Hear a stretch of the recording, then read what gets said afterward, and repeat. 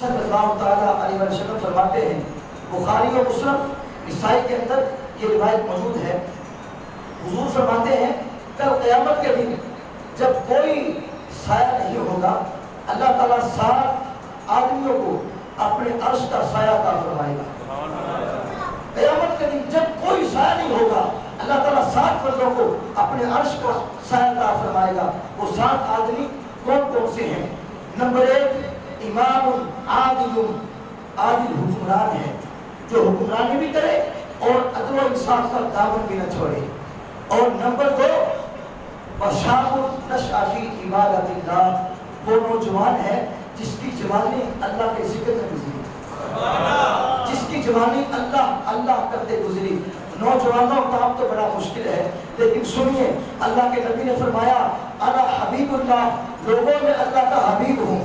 الشاب الطائب حبیب اللہ، اور وہ جوان جس نے جوانی میں توبہ کر لی وہ بھی اللہ کا حبیب ہے۔ وہ جوان جس نے جوانی میں توبہ کر لی وہ بھی اللہ کا حبیب ہے۔ جب پنجوں میں طاقت نہ رہے، منہ میں دانت نہ رہے، اس وقت اگر بھیڑیا بھی تسبیح پکڑ لے کمال نہیں۔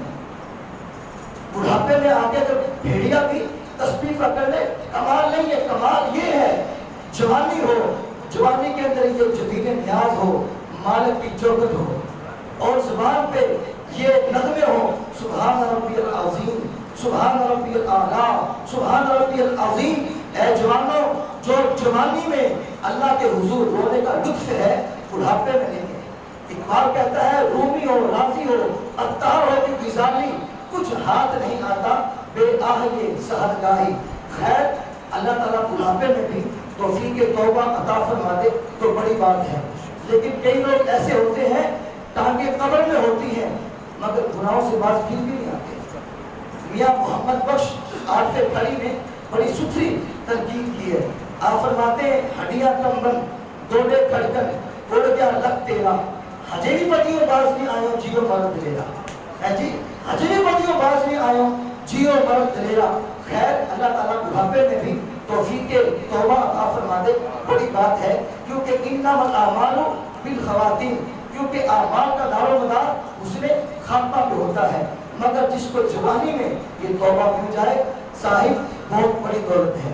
نمبر 3 وَرَجُلٌ قَلْبُهُ مُعَلَّقٌ بِالْمَسَاجِدِ، وہ آدمی جس کا دل مسجدوں میں لگا رہتا ہے، وہ آدمی جس کا دل مسجد کی ستھرائی کے لیے، مسجد کی تعمیر کے لیے اس کا دل ہمہ وقت لگا رہتا ہے کہ مسجد کا یہ کام بھی ہو جائے، یہ کام بھی ہو جائے، یہ کام بھی ہو جائے، نمازی بڑھ جائے، مسجد کی ستھرائی کے لیے جی اس کی تزئین کے لیے اس کا دل لگا رہتا ہے۔ حضور فرماتے ہیں کچھ لوگیں مسجدوں کی میخیں ہوتی ہیں، جس طرح لکڑی میں تیر تھک جاتا ہے وہ لوگ مسجدوں کے کاموں میں لگے رہتے ہیں۔ اگر ان کو ڈھونڈنا ہو جا کے مسجد میں ڈھونڈ لیا کرو، تمہیں مسجد کے اندر مل جائیں گے۔ اللہ اکبر۔ اگر وہ لوگ کسی بیماری کے سبب مسجد میں نہ آ سکے تو اللہ نے کچھ ایسے فرشتے پیدا کیے ہیں جو اس کی تیمارداری کے لیے اس کے گھر جاتے ہیں، اس نمازی اور مسجد کا خیال رکھنے والے کے گھر میں اس کی تیمارداری کے لیے جاتے ہیں۔ ہم تو اس کو اپنی زبان میں مسجد کہہ دیتے ہیں نا، مسجد۔ سنو اس مسجد کی شان۔ اللہ کے نبی نے فرمایا کل قیامت کے دن جب کوئی سایہ نہیں ہوگا، جو شخص مسجد کا خیال رکھتا ہے، مسجد کی صفائی کا خیال رکھتا ہے، جب کل قیامت کے دن کوئی سایہ نہیں ہوگا، اللہ تعالیٰ اس بندے کو اپنے عرش کا سایہ عطا فرمائے گا۔ اللہ اکبر۔ اور چوتھا آدمی وہ ہے وَرَجُلٌ دَعَتْهُ امْرَأَةٌ ذَاتُ مَنْصَبٍ وَجَمَالٍ فَقَالَ إِنِّي أَخَافُ اللَّهَ۔